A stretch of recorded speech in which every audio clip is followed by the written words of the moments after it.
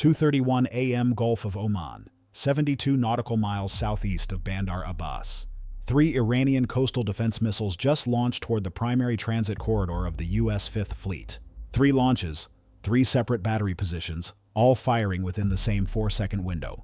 The USS Leyte Gulf, a Ticonderoga-class cruiser leading a 2-ship surface action group, was 44 nautical miles inside the projected impact zone. Her crew had 3 minutes and 40 seconds before the first missile reached engagement range, and her Aegis system was already tracking all 3. Welcome to Navy Powerline, where we break down the operations that define the balance of American naval power. What you are about to hear is a reconstruction based on real Iranian coastal missile battery doctrine, U.S. Navy Aegis engagement protocols, and Fifth Fleet operational assessments of coordinated multi-battery strike profiles in the Gulf of Oman corridor. The Iranian coastal defense network along the Gulf of Oman shoreline represents one of the most densely layered anti-access and area denial systems in any regional theater. Understanding what happened in those 3 minutes and 40 seconds requires understanding how that network was built, what it was designed to do, and specifically why the United States military had to strike not the missiles, but the command posts that controlled them. Iran's Gulf of Oman coastal defense architecture was not assembled quickly. It was constructed over more than a decade using a combination of domestically produced systems, Chinese-derived technology transfers, and hard lessons drawn from studying how the United States had dismantled Iraqi coastal defenses in 1991 and Serbian integrated air defense systems in 1999. Iranian military planners looked at those precedents carefully. They asked one central question: what made those systems vulnerable? And the answer they kept arriving at was the same: centralized command. When a defender's command nodes are destroyed, the weapons they control become uncoordinated. Launchers without targeting data are metal on a hillside. Radar systems without communications connectivity are blind sensors. The network is not the missiles. The network is the command and control infrastructure that tells the missiles where to go. Iranian engineers built the Gulf of Oman coastal defense network specifically to address this vulnerability. The system uses distributed command nodes, hardened shelters positioned inland, separated from the launch batteries they direct, connected through fiber optic trunk lines and encrypted radio backup. Destroying a launcher does not kill the command node. Destroying a command node does not kill the launcher. You have to do both.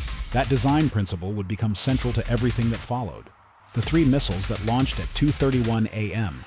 were fired by 3 separate battery positions that the IRGCN had specifically positioned to exploit the geometry of the Gulf of Oman transit corridor.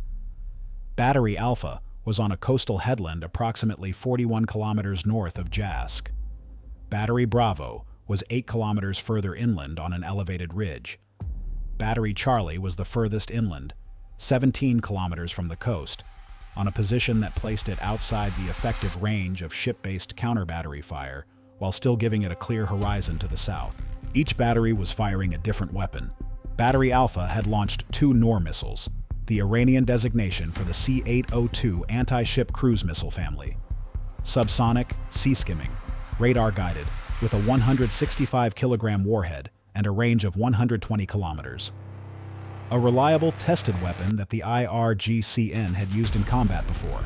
Battery Bravo had fired a single Qader missile, a longer-range, heavier Iranian coastal defense weapon with a reported range of 200 kilometers and a 200-kilogram warhead. The Qader uses a combination of inertial navigation and terminal active radar homing. It is a more sophisticated system than the Noor, and produces a radar signature that the Aegis threat library had flagged as incompletely characterized. Not unknown, flagged. As in, we have seen this before, but our data on its terminal maneuvering behavior has gaps. Battery Charlie had not yet fired. Its launcher was active. Its fire control radar was painting the formation. It was holding. Why Charlie was holding would become one of the central questions of the after-action assessment. At 2:31:45, USS Leyte Gulf's AN/SPY-1A radar had all 3 inbound tracks confirmed as hostile. The automated Aegis combat system had already begun building engagement solutions. The Tactical Action Officer, Commander James Whitfield, authorized weapons free at 2:31:58, 13 seconds from first contact to weapons free, within design parameters. The engagement solution assigned the 2 Alpha Battery Noor missiles to USS Leyte Gulf, firing 2 SM-2 Block 3B intercept missiles per inbound, 4 SM-2s total. The single Bravo battery Qader was assigned to USS Stout, the destroyer in the formation, with a 2-shot allocation. 6 SM-2s committed from the combined formation magazine against 3 inbound threats. USS Leyte Gulf fired her first 2 SM-2s at 2:32:03. The Noor intercepts were textbook. First Alpha inbound was engaged at 26 nautical miles. Detonation confirmed, clean kill. Second Alpha inbound engaged at 21 nautical miles. The first SM-2 missed by proximity fuse failure. The follow-on SM-2 connected cleanly at 19 nautical miles. Both Alpha threats destroyed. The Qader was a different problem. USS Stout's first SM-2 launched at 02:32:11 against the single Bravo inbound. The engagement solution was marked as high confidence. The SM-2 tracked cleanly, closed on the Qader, and at 14 nautical miles, the proximity fuse activated. The Qader was still flying. The SM-2's warhead had detonated within lethal fragmentation range of the Qader's airframe. Post-engagement analysis would later determine that the Qader had been equipped with a hardened electronics section, a titanium-reinforced avionics bay that had survived the SM-2's fragmentation cloud. The warhead, the propulsion section, the seeker head, all had been damaged. The missile had lost a third of its speed, and its terminal guidance had degraded from precision to approximate. But it was still airborne, still flying toward the formation, now on an erratic track with decaying velocity. A degraded Qader with a 200-kilogram warhead is still a 200-kilogram warhead. The second SM-2 from USS Stout was already in the air. It connected at 7 nautical miles. The Qader detonated, full warhead detonation this time, at 7 nautical miles from USS Stout. The explosion was large enough to be visible from USS Leyte Gulf's bridge. The blast produced a fireball that lasted approximately 4 seconds before the debris field scattered across the water. No fragment reached USS Stout. The intercept range had been sufficient, but the battle was not over. Battery Charlie had still not fired. At 2:33:47, with the 3 inbound threats neutralized, USS Leyte Gulf's radar showed Battery Charlie's fire control radar still active and still painting the formation. The launcher remained at the coastal position. Its crew had not dispersed. Commander Whitfield flagged this to Commodore Helen Cross, the formation commander, at 2:33:52. Cross had a decision that went beyond the immediate tactical picture. Battery Charlie had not fired during the engagement. There were 3 possible explanations, and each one required a different response. First possibility: Battery Charlie had been tasked as a reserve, a follow-on strike element designed to fire after the formation had expended SM-2s against the first wave, catching the ships at reduced magazine capacity. Second possibility: Battery Charlie's commander had experienced a system failure or communications disruption that had prevented launch during the coordinated window. Third possibility: Battery Charlie was a deliberate decoy, left active and radar emitting to observe the American engagement sequence, collect data on SM-2 performance and response timing, and transmit that intelligence to the command network. Each of those possibilities carried different implications for what to do next, and Cross had approximately 4 minutes before Battery Charlie could complete a new firing solution, if that was its intention. 4 minutes, 3 options, 1 formation commander. Option A: engage Battery Charlie immediately with a Tomahawk strike, eliminating the launcher before it could fire. Option B: hold the Tomahawk strike and authorize F/A-18S from USS Carl Vinson to conduct a strike on the coastal battery and command posts, accepting the longer strike timeline but applying more precise multi-target capability. Option C: withdraw the formation to greater standoff range, reducing Battery Charlie's targeting geometry, while requesting national-level authorization for a broader strike on the entire Coastal Defense Network's command infrastructure. Commodore Cross had been briefed on the pre-planned strike packages before the mission. She knew that 5th Fleet maintained contingency strike plans specifically for this corridor. She also knew that striking Battery Charlie alone left the command nodes intact, meaning the network could reload, redirect, and fire again as soon as replacement crews reached the surviving launch positions. She chose Option B and immediately requested 5th Fleet authorization for a command node strike. Drop your answer in the comments. What would you have chosen? A, B, or C? 5th Fleet Commander Vice Admiral Patricia Shen had been in the Operations Center throughout the engagement. The request reached her at 2:34:17. She authorized the command node strike at 2:34:44. Simultaneously, she authorized a Tomahawk strike from USS Leyte Gulf against Battery Charlie as an immediate action while the aircraft prepared. The Tomahawk against Battery Charlie launched at 2:41 a.m. Flight time to target, approximately 18 minutes. 2. The AGM-88 HARM loadout was not standard for a CAP mission. It had been loaded specifically because 5th Fleet's standing pre-mission order for the night cap included SEAD capability, suppression of enemy air defenses, given the known active state of the coastal battery network. Someone had anticipated that the radars might need to come down. Duke 1 acknowledged the tasking and went to full military power at 02:35:42.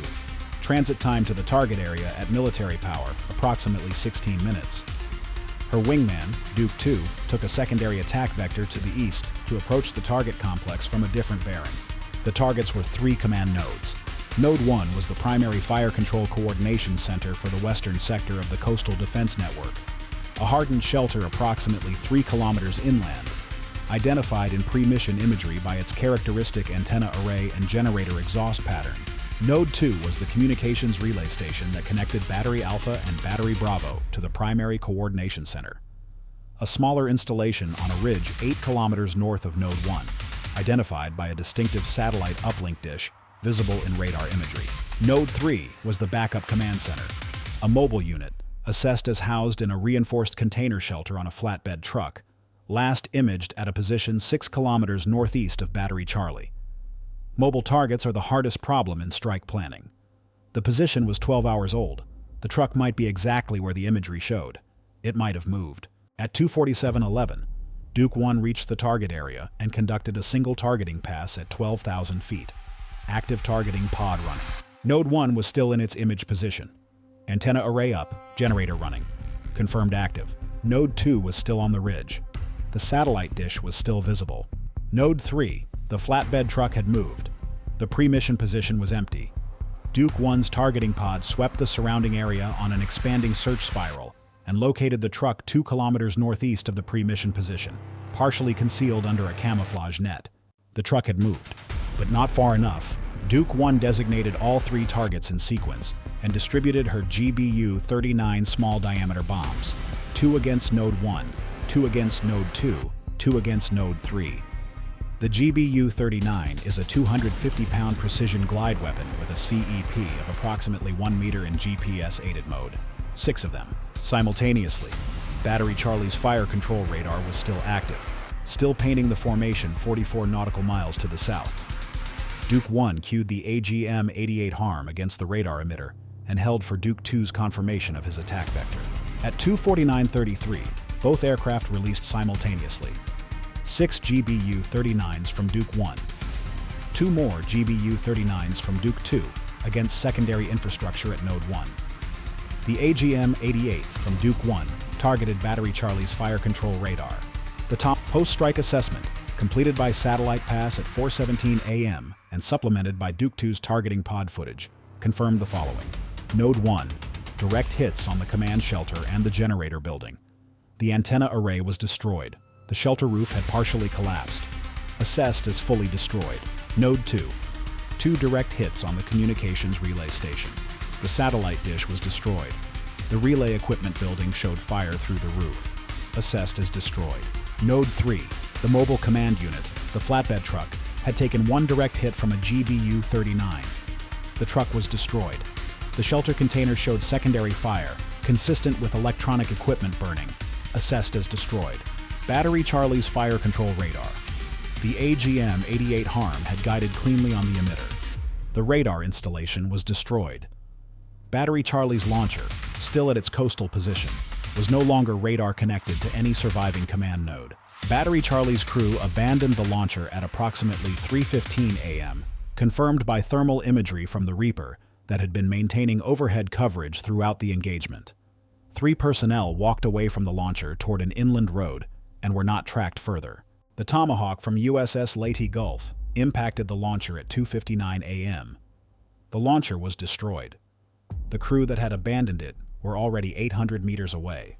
The entire coastal defense network's Western Sector Command infrastructure had been eliminated in approximately 30 minutes of coordinated strike activity. What remained was the after-action accounting of what had been learned and what had been missed. The central intelligence finding from the engagement was Battery Charlie's behavior. The post-strike assessment, drawing on communications intercepts and signals intelligence collected during and after the engagement, produced a conclusion that partially validated the third hypothesis, that Battery Charlie had been functioning as an intelligence collection element. According to signals intelligence assessed by analysts at the DIA within 72 hours of the engagement, Battery Charlie's command team had been tasked with a secondary mission to observe the American engagement sequence against the first wave missiles and transmit targeting and timing data to a collection node before firing. The order to fire had been delayed pending completion of that data transmission. The delay had cost them their launcher and their command network, but the data had been transmitted before the strike. The intelligence collection mission had succeeded, even though the battery had been destroyed. The Gulf of Oman Coastal Defense Network had 3 command nodes and several battery positions before the engagement. After the strike, it had 0 functional command nodes in the western sector and 2 destroyed launch positions. Iran has a domestic defense industrial base capable of rebuilding those nodes. The timeline for restoration was estimated at between 4 and 7 months. 5 months after the engagement, commercial satellite imagery showed construction activity at 2 new sites in the coastal defense zone that had not previously appeared in imagery databases. The western sector was being rebuilt. This time, the command nodes were being positioned underground. The choice to build underground changes the strike calculus fundamentally. A command node in a hardened surface shelter requires a GBU-39 small-diameter bomb.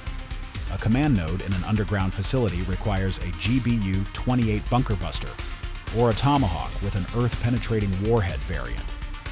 Different weapons, different aircraft loadout requirements, different authorization thresholds for using munitions that are classified as having elevated escalation potential.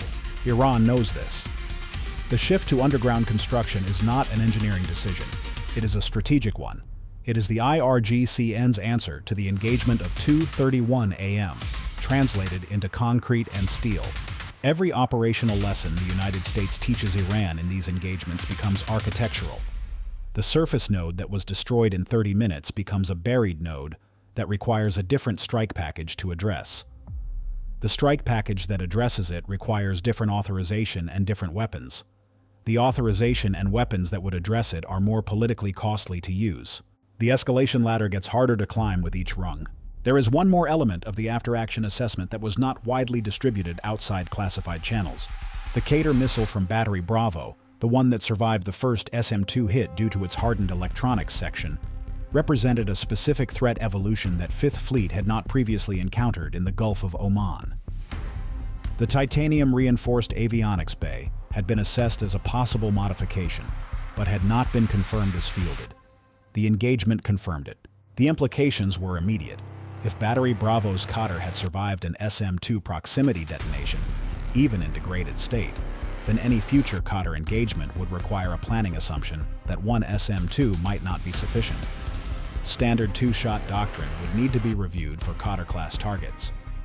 The adjusted planning assumption required either 3 SM-2s per Qader, a significant magazine increase per target, or a revised engagement tactic that prioritized earlier intercept ranges before the missile could complete its programmed terminal maneuvering sequence. The SM-2 inventory aboard a standard Arleigh Burke-class destroyer carries approximately 24 surface-to-air missiles in typical patrol configuration. If the Qader requires 3 SM-2s per shot, and Iran fields Qader missiles at multiple battery positions, the magazine math changes rapidly. 8 Qaders would expend 24 SM-2s, the full air defense magazine of a destroyer, before the ship could address any other threat. This analysis was presented to NAVSEA within 6 days of the engagement. The response authorized accelerated testing of an SM-6 intercept profile against Qader-class targets, specifically to assess whether the SM-6's larger warhead and direct impact fusing mode would overcome the hardened electronics vulnerability that the SM-2 proximity fuse had not. Testing was completed 4 months later. The results remain classified. What is not classified is that the Gulf of Oman coastal defense corridor is quieter today than it was on the morning of 2:31 a.m. The western sector command nodes are gone. The launcher at Battery Charlie is a pile of twisted metal on a coastal headland. Battery Alpha and Battery Bravo no longer have the communications infrastructure to coordinate with each other. That silence is temporary. Construction is underway. But for now, the formation transits the Gulf of Oman corridor with one fewer network watching them from the shore. Stay vigilant, stay informed. See you in the next one.